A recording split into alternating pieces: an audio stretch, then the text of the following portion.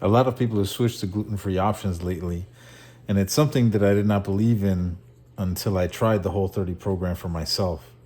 That's when I learned what was primarily responsible for my digestive problems. I say primarily because it turns out years later I would also identify anxiety, stress, depression as additional factors to my digestive issues. Apparently, it's not just the genetic modification of all wheat genomes that make me urinate out of my anus. I found the website for an entire host of gluten free recipes at mamaknowsglutenfree.com, and with some modification, I made them sugar free as well. For those of you who have not tried to replace sugar with honey, I would recommend you view that sugar film as it chronicles the reintroduction and then re-removal of sugar from one's diet from a very real and personal account of the guy who made the film. I'm currently a little too high off some aeroponic sativa flour and some other edibles to look his name up, so just watch the film. It's very much worth it.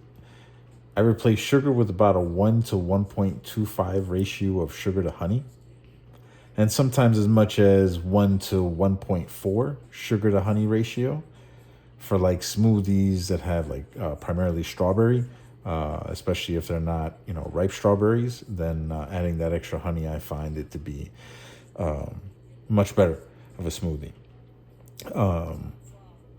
But usually 1 to 1.25 is pretty good. The pancake recipe they have on their website, if you go to the pancake recipe section, can be easily modified to use coconut oil, as they have vegetable oil listed, and couple that with the 1 to 1.25 sugar honey. I recommend organic honey that is local, as it helps keep local beekeepers running. They are really, really crucial to the ecosystem, especially locally. Next, replace Pillsbury gluten-free flour with Bob's Red Mill gluten-free 1-to-1 baking flour, and you can get that at pretty much any Walmart. And this eliminates the need for xanthan gum, as they have that listed in their recipe on the website. I use pink Himalayan sea salt as a 1-to-1 replacement for the table salt. In reality, I use that salt for everything, table or whatever.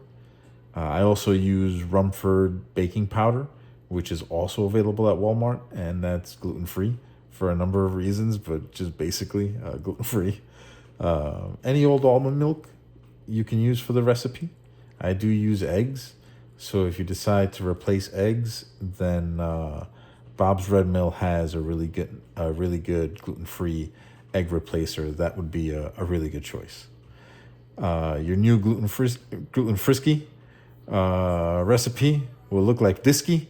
It'll be 2.5 tablespoons of honey ski, 2 tablespoons of coconut oil ski, 1 egg ski, 1 tablespoon pure vanilla extract ski, 1 cup Bob's Red Mill gluten-free ski, 1-to-1 baking flowski, 1 tablespoon Rumford baking powski, 1/4 teaspoon pink ski, Himalayan ski, sea ski, salt ski, 3/4 cup of almond milk ski, 1 cup frozen ski, blueberry ski, thawed ski.